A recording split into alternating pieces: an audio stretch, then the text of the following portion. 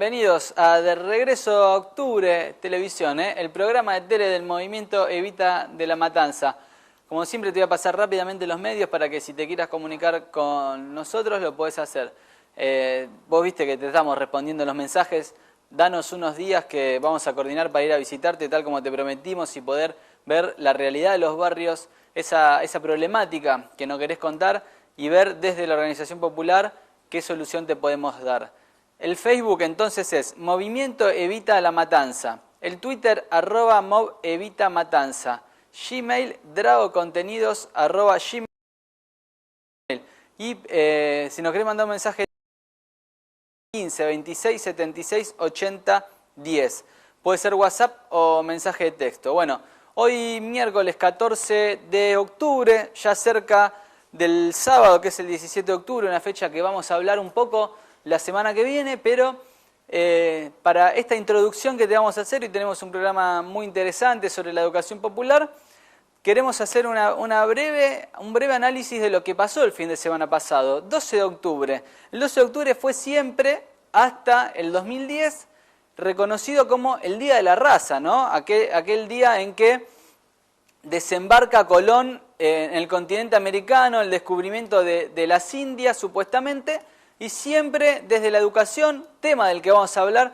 se trató como el Día de la Raza. Bueno, en unidad con todo el pueblo latinoamericano, se propuso que ese día cambie y sea el Día del Respeto a la Diversidad Cultural del pueblo latinoamericano. Entonces cambiamos del Día de la Raza a el Día del Respeto a la Diversidad Cultural del pueblo americano. Porque todos somos de la patria grande, los hermanos bolivianos, los hermanos peruanos, paraguayos, no son una raza diferente. Es importante que recalquemos esto y es importante que desde la educación formal y de la educación popular de la que te vamos a hablar ahora un ratito, reconozcamos esa nueva forma de nombrar a partir del 2010 a los pueblos que integran la patria grande. Es muy importante, ¿por qué? Porque el sentido y el significado de las cosas nacen a partir del vocabulario. Entonces, como vos, los nombres es el significado que vos le das. Si nosotros estamos hablando de una raza, estamos diciendo que hay una inferioridad entre los pueblos, que quiere decir que alguien es mejor que el otro, y nosotros no lo reconocemos así. Nosotros entendemos que la patria grande tiene que ser, como bien explicaba el Che Guevara y todos los libertadores allá por el 1800, y que vienen peleando quizás, haciendo memoria, contra las embestidas de España, sobre todo, con Cortés, con Pizarro y todos los pueblos originarios que fueron abatidos, que fueron derrocados, que fueron eliminados, exterminados. Todavía nosotros tenemos en Argentina la lucha de varios pueblos originarios, sobre todo en el norte, que están peleando por su tierra, por su reconocimiento, por su documento de identidad. Bueno, en eso fue lo que se logró en el 2010, pasar de un significado al otro. Es muy importante entonces que esto se incorpore a la educación, que los que tienen que transmitir el saber, los que tienen que darte la bienvenida al conocimiento de dónde venís, sepan que se tiene que nombrar así porque es así. ¿Por qué? Porque nosotros somos todos hermanos, somos todos iguales y no hay diferencia, no hay raza, somos todos seres humanos, somos todos integrantes del pueblo del continente americano. Eso es muy importante, por eso acordate, y cuando vayas al colegio y te quieran contar la historia anterior, bueno, que te cuenten la verdadera historia. Vamos a hablar, el programa dedicado de hoy va a estar a la educación popular, o a la educación en general. Nosotros educación popular porque lo hacemos desde los movimientos populares, salimos de las instituciones formales. Para hacerte la introducción a este tema vamos a tener una entrevista con la doctora Emilce Moller, que es secretaria de Educación a nivel nacional del Movimiento Evita. Ella nos va a meter un poco a conceptualizar de qué se trata esto, cómo estamos, de dónde venimos y hacia dónde vamos. Y después ya tenemos al primer entrevistado para que descubras un poco de qué se trata lo que te estamos hablando. Dale. Emilce Moller, secretaria de Educación del Movimiento Evita. Me parece que es muy importante romper con un concepto que a veces se quiere instalar como desde el sentido común respecto de la educación, la famosa frase, la educación está en crisis. Yo creo que si hay un periodo en donde tenemos que anunciar que lejos de estar en crisis es este. Sin embargo, a veces se escucha con los males que hay en educación, como que si todo fuera lo mismo que hace un montón de años. Y me parece que es una fuerte impronta que tenemos que romper desde los docentes, desde los alumnos, los educadores, en donde no quiere decir que no miremos todo lo que falta, pero sí tenemos que romper con esta situación o con este estado que nos quieren hacer creer que la educación está en crisis. Es como que cuando hablamos de educación enseguida surge rápidamente lo que está mal, ¿no es cierto? Rápidamente surge que hay problemas en las aulas, que hay problemas edilicios, que hay problemas en los aprendizajes, y es cierto, hay problemas. Y somos los educadores los primeros que notamos. Pero también tenemos que hacer un cuadro comparativo, ¿no? Entonces, si nosotros decimos que ahora estamos en crisis, que es una educación en crisis, yo creo que hay que preguntarse dos cosas. ¿Desde cuándo o en qué época temporal tomamos la cuestión de la crisis de la educación y para quién está en crisis? ¿Podemos decir que ahora la educación está en crisis? Entonces, ¿qué concepto usamos para la educación de la dictadura, por ejemplo? ¿Qué decimos de cómo estaba la educación en la década del 90, en donde se entregó las escuelas, toda la educación a las provincias sin presupuesto determinado? ¿Cómo llamamos entonces eso? Entonces me parece que tenemos que cambiar los nombres, porque si no, ¿qué era eso? Cuando los docentes no cobraban, cuando no había escuelas, porque que la gente tenía que ir a comer y no podíamos enseñar, todo eso, ¿cómo lo llamamos? Digo, me parece que acá, y como docente que le damos un valor a las palabras, yo quiero poner en valor esas palabras. Cuando se juntan 4 personas y hablan de educación, surge que está mal. Ahora, surge que la escuela que van los chicos a veces está mal, pero raras veces los padres quieren cambiar de escuela a sus hijos. O sea que hay que replantearse ese tipo de cosas, ¿no es cierto?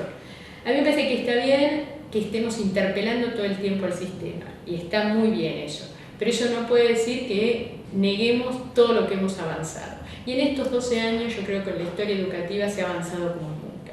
Se ha avanzado como nunca si nosotros pensamos que hay cuando hablamos de justicia social, básicamente es la distribución de bienes materiales y simbólicos. Y creo que en el plano educativo es el lugar en donde más distribución de bienes materiales y simbólicos se ha hecho en esta década.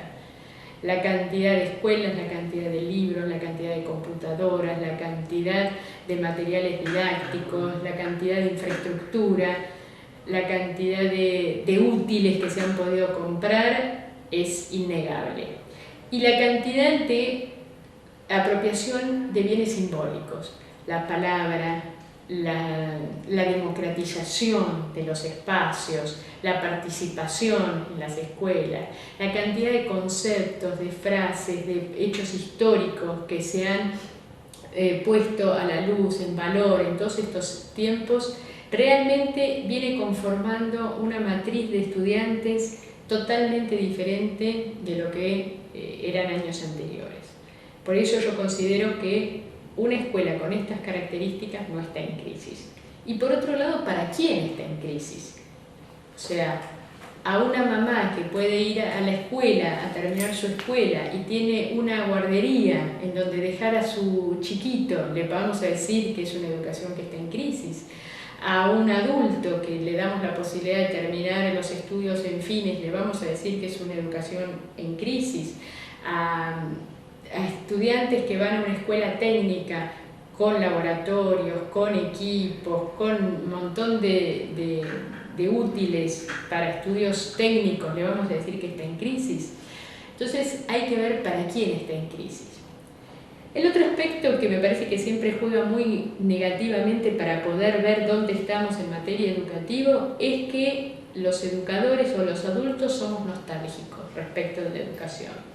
siempre las épocas pasadas fueron mejor en temas de educación. Y yo siempre recuerdo, por lo menos lo pongo en valor, que cuando uno habla de educación y un aula y una buena educación, ¿qué se nos representa? Enseguida se nos representa el aula sarmientiana, con los chicos sentados en los pupitres, con los guardapolvos y un docente hablando. Surge esa idea como la buena educación y la buena manera de enseñar. Yo quiero marcar que en ese modelo solo el 60% de la población etaria que podía estudiar en la secundaria accedían a esa escuela. Por lo tanto, si ahora que tenemos una cobertura muchísimo más amplia, altísima, indudablemente ese modelo no va a ser el que nos va a representar. Pero eso no quiere decir que está en crisis. Quiere decir que tenemos que repensar la educación y repensar los modos en donde distribuimos el conocimiento. Entonces, creo que como nunca hemos avanzado, está muy bien que sigamos interpelando, pero no es lo mismo empezar a pensar teniendo estos reconocimientos que empezar a pensar bajo el paradigma que antes era todo mejor o que estamos partiendo de una educación en crisis. Entonces, como base para esto, ahora sí podemos ir pensando qué necesitamos para este futuro. Seguimos acá en De Regreso a Octubre. Ahí pasaba el informe de la doctora Emilce Moller, secretaria de Educación a nivel nacional. Después vas a ver algunos otros fragmentos sobre un encuentro que hubo, algún discurso. Está muy interesante. Ya tenemos con nosotros a nuestro primer entrevistado, el compañero Juan Manuel Sucio. Juanma, ¿todo bien? Me gusta que me hayas presentado como compañero. Y como licenciado. No, mejor como compañero. Bueno, Juanma es integrante de la mesa de conducción del Movimiento Evita. También tiene a cargo un área, una región específica del territorio en Matanza, con una responsabilidad política, un compromiso militante enorme, pero por eso está hablando acá, su trabajo es en la educación formal y en la educación popular también. Juanma, ¿querías hacer alguna intervención antes de que te presentemos y que charlemos un poco? Mientras te escuchaba que hablabas de lo que fue el 12 de octubre, un mal llamado descubrimiento de América, y vos decías en un momento lo de que las palabras el simbolismo. Las palabras no nos son casualidad. Claro. Nosotros construimos nuestro mundo y nuestra sociedad siempre con palabras.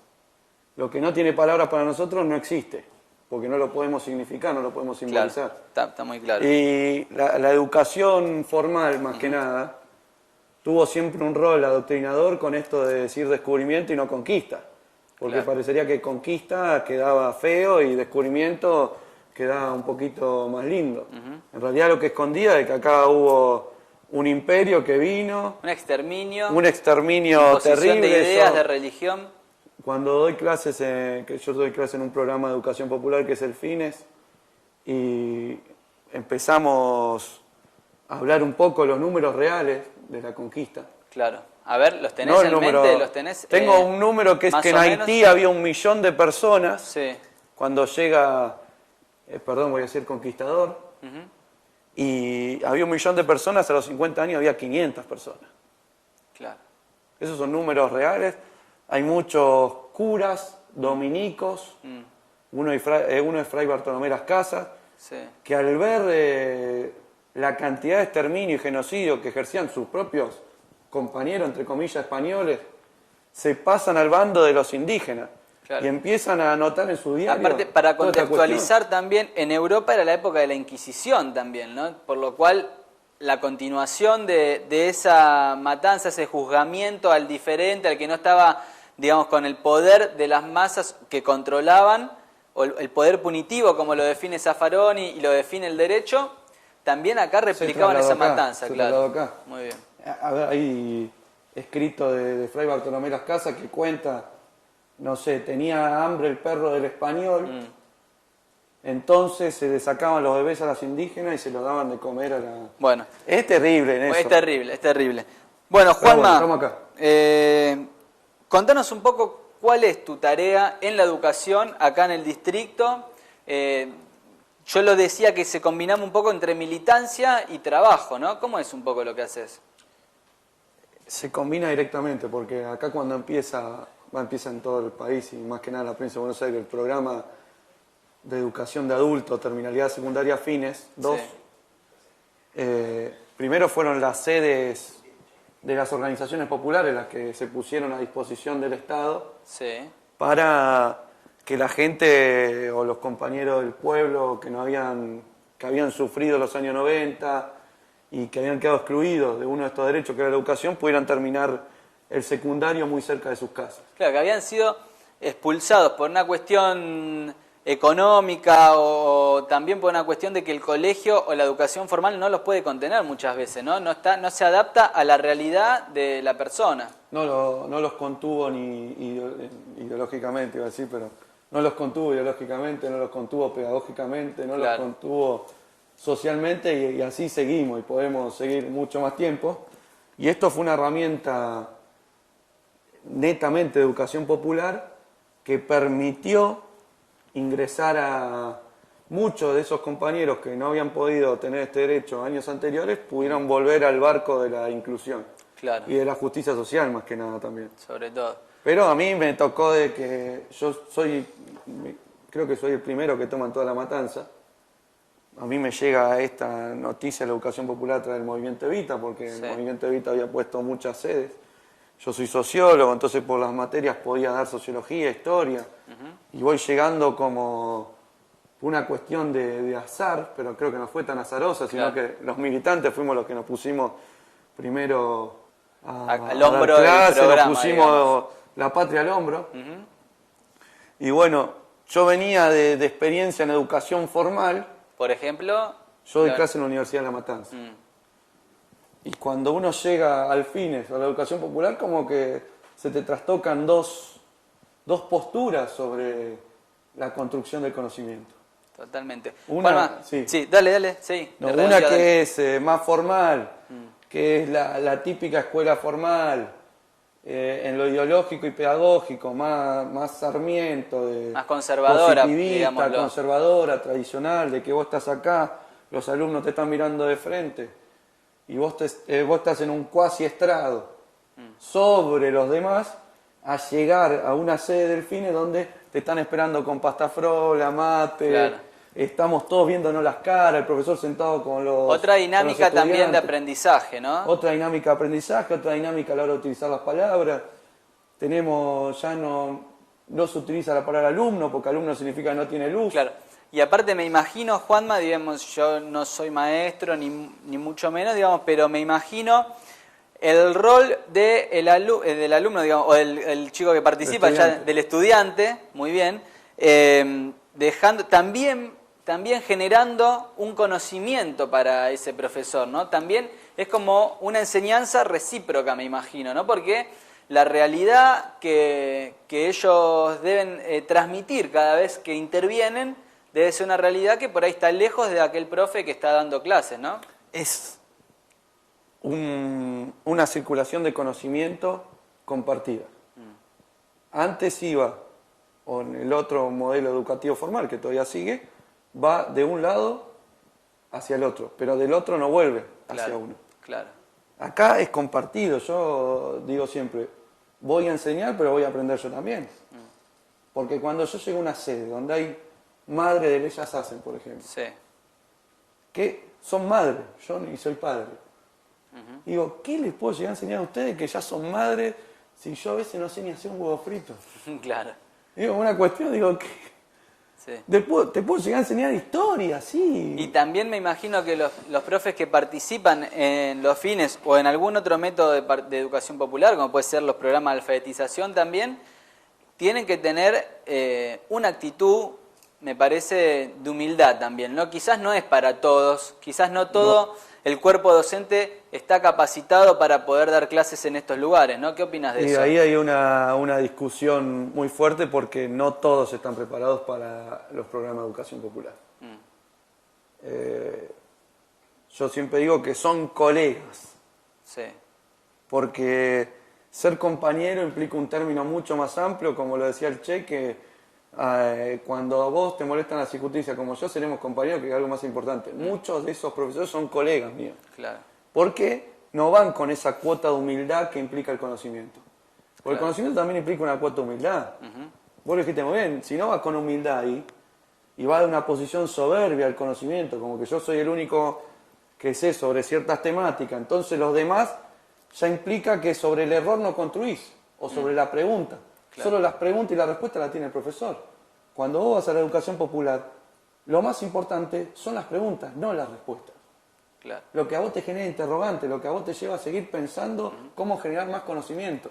Muy interesante. Juanma, te propongo que vayamos a ver una primera entrevista que tenemos con un protagonista directamente. Es un compañero de Villa Cascote que está trabajando en un centro cultural. Él no participa, pero no participa de los cursos, digamos, es sí alumno, no es profe, a eso íbamos, y cuenta un poco el trabajo que hacen las sedes estas, y no necesariamente hablando de educación popular desde la cuestión de dar un fine, sino también desde el apoyo escolar, desde los cursos de oficio, los cursos de guitarra, etcétera. Bueno, todo eso y por qué es importante para el barrio te lo cuenta el Chino de Villa Cascote. Dale.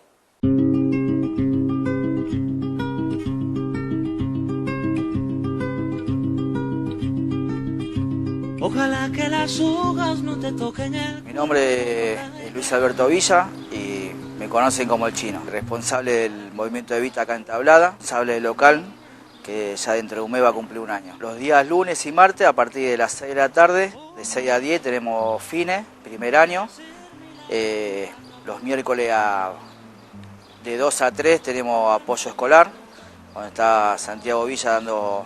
profesorado de matemáticas está estudiando y está dando el apoyo. Jueves a la tarde, 18 a 20, Lucas Santini, está haciendo fotografía. Viernes tenemos abogado, donde se pueden hacer consultas. Y después los sábados a partir de las 10 de la mañana hasta las 18, 19, con distintos tipos de actividades, bajo, guitarra, apoyo escolar a la mañana, donde toda la JP que conforma en el local tiene distintos tipos de actividades para todos los chicos. Trabajamos mucho con los chicos de la Cascote, con los chicos del barrio y así también con los chicos de los fines, donde se está dando mucho lugar a eso y bueno, la educación es lo primordial, me parece que primeramente para la formación de cada uno. El futuro es la herramienta fuerte que tiene todo joven y me parece que para que se haga todo adelante. La educación y salud es lo más importante para nosotros. En el momento ahora del estudio de los chicos se están llegando a más o menos 10, 15 chicos por día.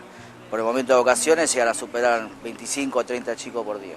Se hacen salidas, Tecnópolis, cuando el municipio hace una universidad también donde hay distintos tipos de actividades también se los saca.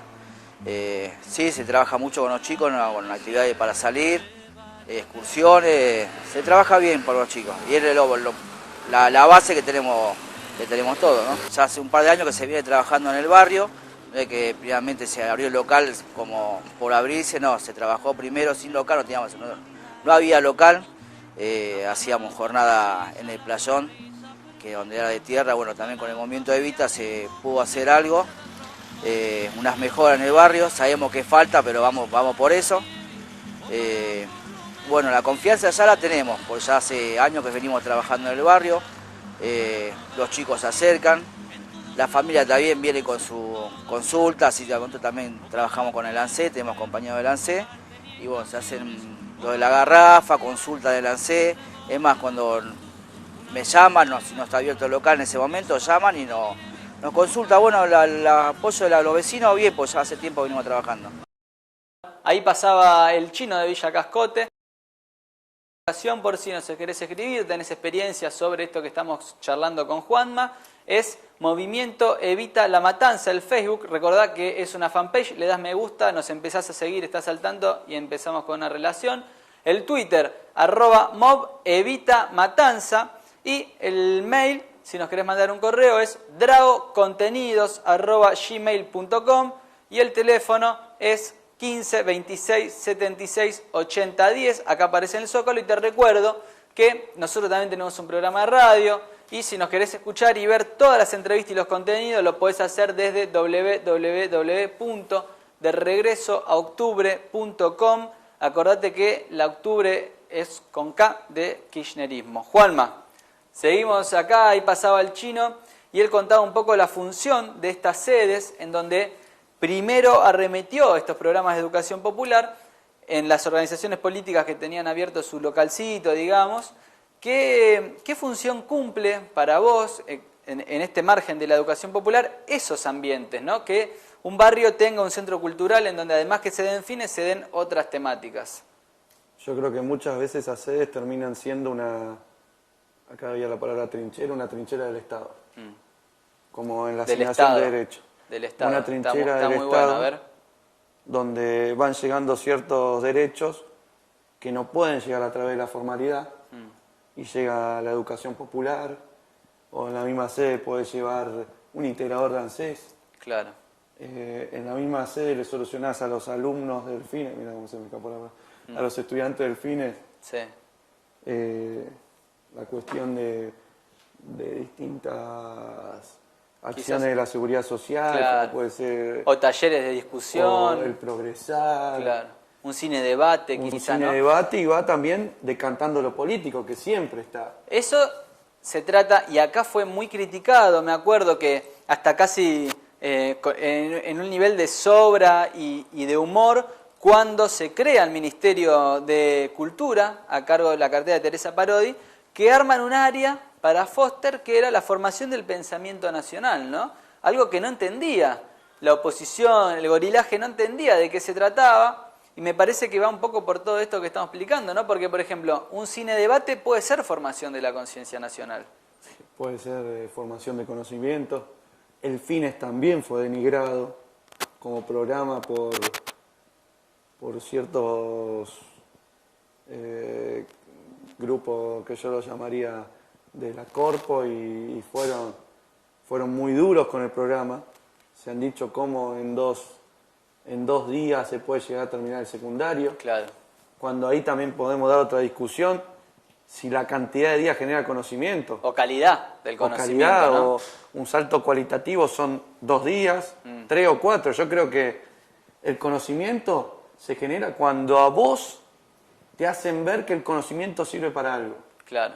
Si no, yo siempre se lo digo a los estudiantes, si acá venimos, hablamos, y ese conocimiento a usted no le sirve para nada, o es como un cenicero para un no fumador, es decir, no te sirve para nada, no está generando aprendizaje significativo. ¿Qué es aprendizaje significativo y que lo fortalece mucho la educación popular? Cuando vos agarrás y esos conocimientos que son expresados en esas sedes, vos los podés utilizar después en tu vida cotidiana. Si no, el aprendizaje no sirve. Muchas veces nosotros que pertenecemos a una organización política, tenemos la teoría.